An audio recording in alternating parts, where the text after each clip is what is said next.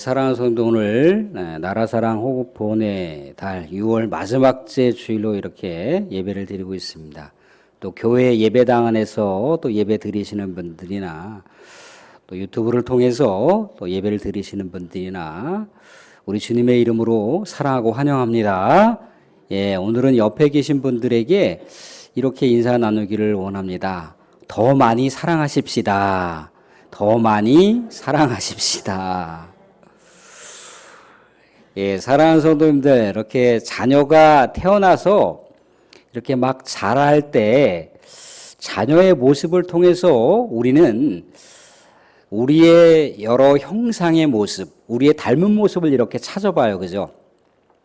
아들이 태어났습니다. 딸이 태어났습니다. 그러면 되게 많이 궁금하잖아요. 누굴 닮았을까? 아, 이렇게 보면은 아빠를 닮은 것 같고, 이렇게 보면은 엄마를 닮은 것 같고, 코가 아빠를 닮은 것 같고, 또 눈은 엄마를 닮은 것 같고, 입술은 이렇게 도톰한 게 누굴 닮았을까 이렇게 저렇게 이제 생각을 하다가 닮은 구석을 보면 굉장히 신기하기도 하고 되게 사랑스러워 보이지 않습니까? 그죠?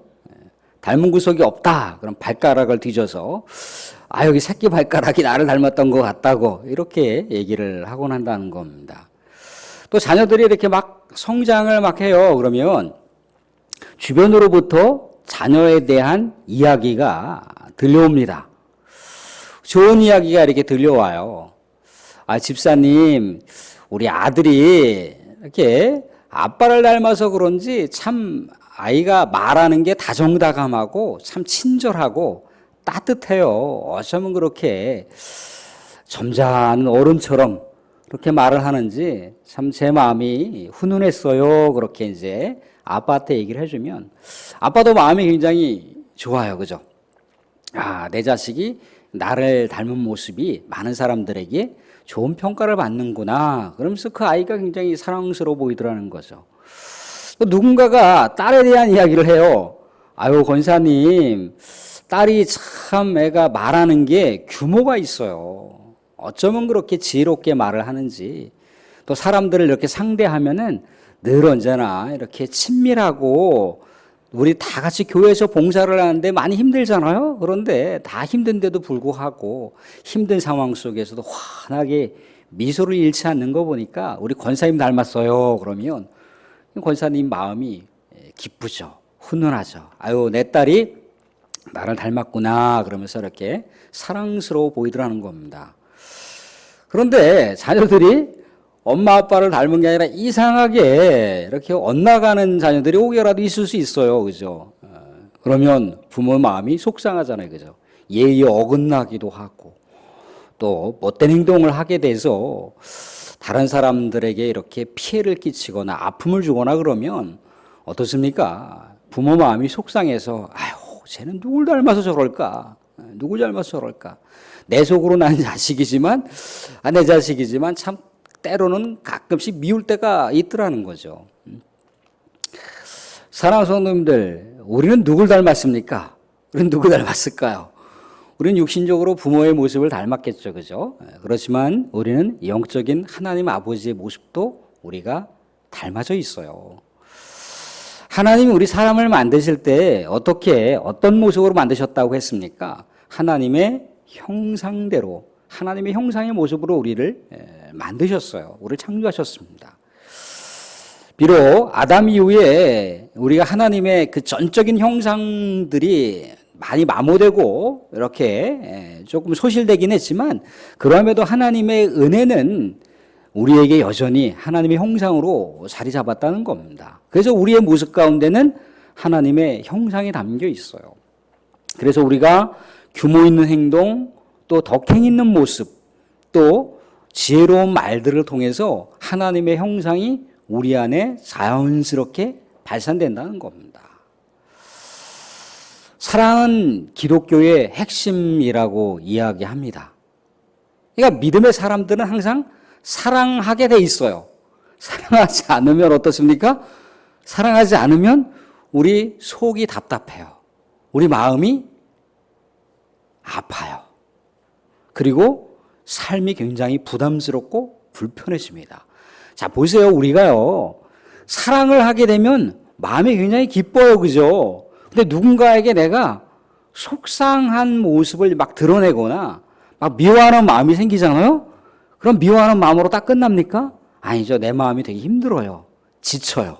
오래 갑니다. 오래 갈 수도 있어요. 사랑을 해보세요. 그러면 그냥 마음이 굉장히 기뻐요. 왜? 우리 안에 하나님이 함께 공존하시니까 그렇다는 겁니다.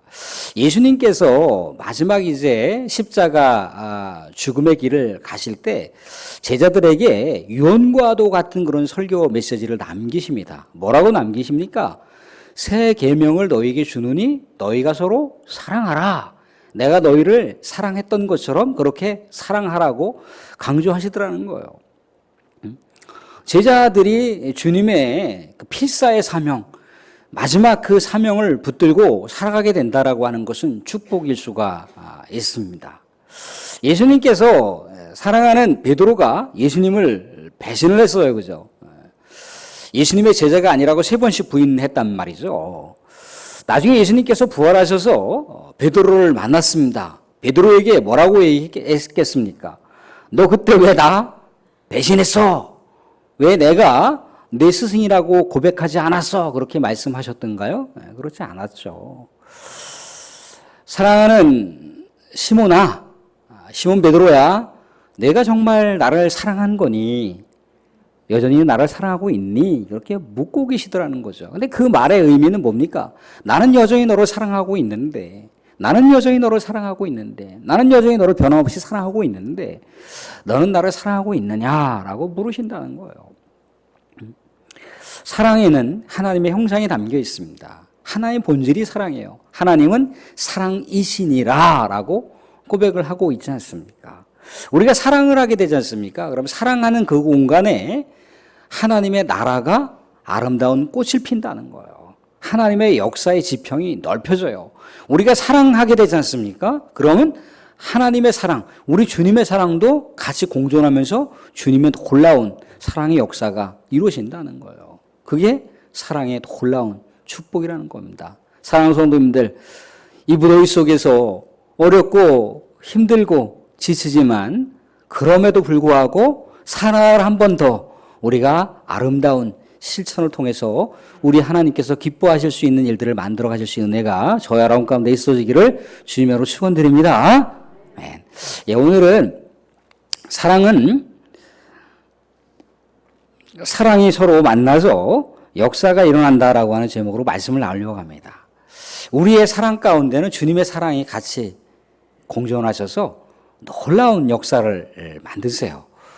오늘 예수님께서 가버나움 집에서 이렇게 사람들과 같이 교제를 나누시는 상황 속에 많은 사람들이 예수님께서 머무셨던 그 집 가운데 다 이렇게 인산인해를 이루고 많은 사람들이 빼곡하게 그 집에 이렇게 들어왔던가 봅니다. 그래서 오늘 예수님께서 놀라운 사랑과 기적을 행한다는 이야기를 들었던 이 중풍병자와 이 중풍병자의 친구들이 예수님한테 우리가 가보자. 예수님한테 가면은 예수님께서 놀라운 은혜를 베푸실 수도 있지 않겠냐. 치료를 베풀어 주실 수도 있지 않겠느냐라고 하면서 이제 내 친구가 이 침상에다가 이 중풍병자를 이렇게 싣고 예수님께로 가는 거예요. 근데 사람들이 너무나 많아서 예수님 앞으로 갈 수가 없는 거예요. 집 문으로 들어가야 되는데 집 문도 다 빼곡하게 사람들이 들어차 있으니까 또 말씀을 경청하는 시간이란 말이죠. 그러다 보니까 마음대로 휘젓고 들어갈 수가 없는 상황 가운데 놓여져 있어요.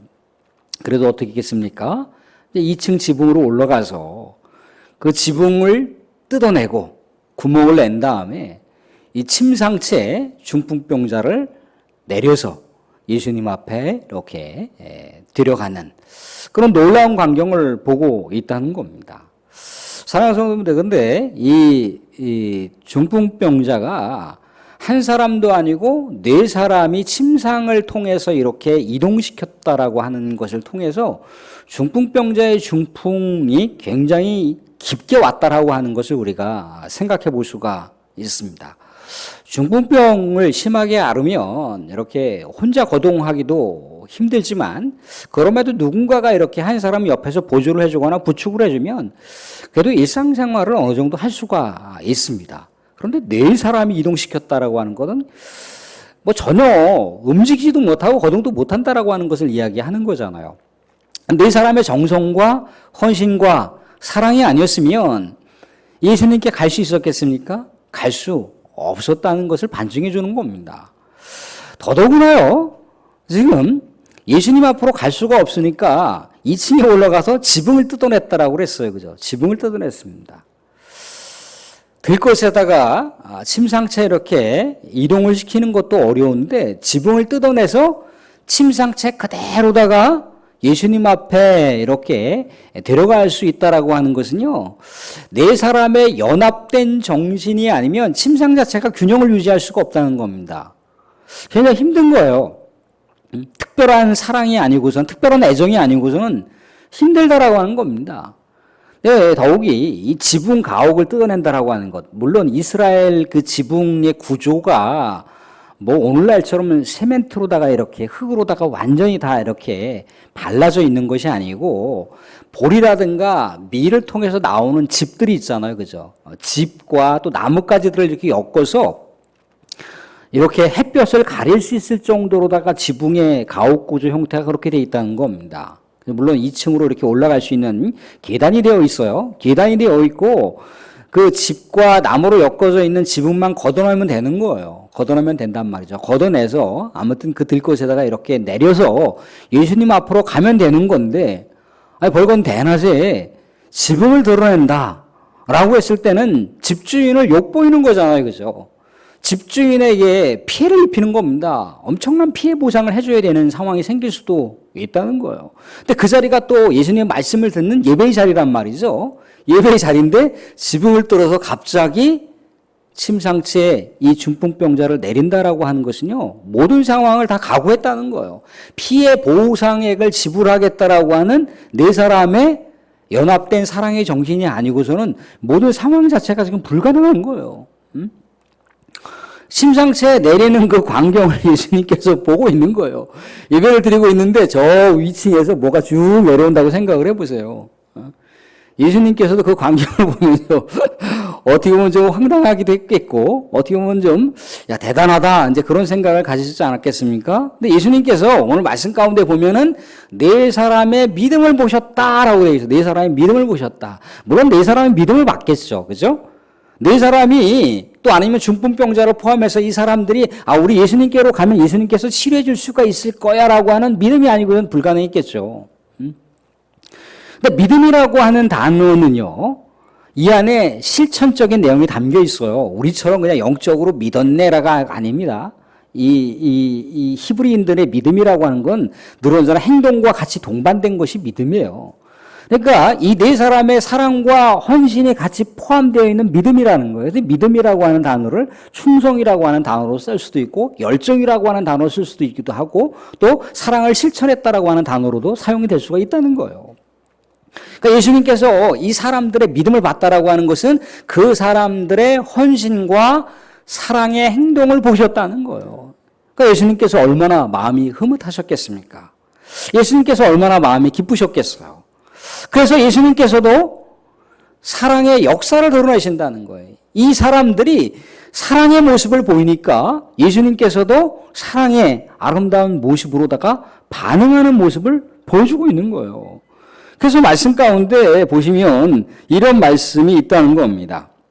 5절 말씀 보시면 5절 말씀에 이렇게 되어 있어. 예수께서 그들의 믿음을 보시고 중풍병자에게 이르시되 작은 자야 내 죄사함을 받았느니라 하시니, 이 중풍병자가 당시에는 죄 때문에 생긴 병이었던 것 같습니다. 그래서 예수님께서 작은 자야 내 죄사함을 받았다라고 얘기하고 있어요. 작은 자야. 중풍병자가 뭐 갓난아이였겠습니까? 갓난아이였으면 포대기가 이렇게 싸서 갖고 왔겠죠. 중풍병자도 성인이라고 하는 걸 생각해 볼 수가 있습니다. 작은 자라고 하는 것은 예수님의 사랑이 아주 가득 담겨 있는 애칭입니다. 사랑하는 자요, 내가 제사함을 받았다라고 하는 이야기입니다. 이 사람들의 사랑스러운 아름다운 그 실천적인 모습을 보니까 예수님께서도 사랑으로 반응하시면서 아이고야 사랑하는 자여 내가 이제 제사함을 받았어 그렇게 이야기를 하고 있더라는 거죠. 근데 갑자기 서기관이 율법의 말씀을 쫙 조명해 보니까 제사함을 선포할 수 있는 사람은 하나님 한 분뿐인데 저 사람이 저거 신성 모독을 범하고 있어 그렇게 얘기하고 있습니다. 근데 사랑하는 성도님들 예수님은 하나님이십니다. 예수님은요 제사함을 선포하는 건 일도 아닌 거예요. 그래서 예수님께서 그 사람의 그 의심하는 그 모습을 보면서 예수님께서는 이제 제사함을 할 수 있는 하나님이라고 하는 것을 증명해 보이세요. 그래서 이 중풍병 환자에게 뭐라고 얘기하십니까? 뭐라고 얘기하시나요? 오늘 말씀 가운데 이렇게 얘기를 하더라는 거죠. 9절 말씀 보시면 9절 말씀에 중풍병자에게 내 죄사함을 받았느니라 하시는 말과 일어나 내 침상을 가지고 걸어가라 하는 말 중에서 어느 것이 쉽겠느냐. 중풍병자에는 어느 것이 쉽습니까? 둘 다 어렵죠. 둘 다. 제사함을 받았다라고 하는 건 영적으로 이미 뭔가 관계가 회복돼야 되는 건데 그게 지금 쉽습니까? 어렵죠. 중풍병자가 걸어다닌다는 게 쉽습니까? 지금 들것에다가 실려왔는데 둘 다 어렵죠. 둘 다 어렵죠. 그렇지만 이것을 예수님께서 명쾌하게 해결하시는 거예요. 어떻게? 이 중풍병자가 중풍병으로부터 완전히 해결되어서 뛰어다니고 걸어다니면 제사함 받았다라고 하는 것을 증명해 주는 거잖아요. 그죠? 그래서 말씀 가운데 이렇게 얘기를 하더라는 거죠. 11절 말씀 보시면 내가 내게 이르노니 일어나 내 상을 가지고 집으로 가라 하시니 12절에 그가 일어나 곧 상을 가지고 모든 사람 앞에서 나가거늘 중풍병자가 자기 실려온 침상을 들고 걸어가는 그 놀라운 광경을 많은 사람들한테 보여주는 거예요. 이 얘기는 뭡니까? 제사함을 받았다라고 하는 것을 증명해 주는 거잖아요. 그죠? 우리 주님께서 사랑으로 반응하는 사람들을 다시금 주님께서 사랑으로 역사하셔서 위대한 우리 하나님의 치유의 역사를 보여주는 광경을 우리가 말씀 가운데 보고 있습니다. 사랑하는 성도님들, 하나님은 사랑이십니다. 하나님은요, 하나님의 백성들이 사랑을 실천하고 있는 곳곳마다 하나님의 위대한 역사를 펼치신다는 겁니다. 사랑하는 성도님들, 사랑에 깨어서 우리 하나님의 역사를 경험해보고 싶으시지 않습니까? 사랑하면 됩니다. 사랑하는 성도들, 말씀을 맺겠습니다. 오늘 우리 하나님은 사랑의 본질을 갖고 계세요. 그래서 믿음의 백성들이 사랑을 하게 되면 그 사랑하는 자리 가운데 우리 하나님도 사랑으로 호흡하시고 하나님의 역사가 펼쳐진다라고 하는 것을 말씀 가운데 보여주고 있습니다.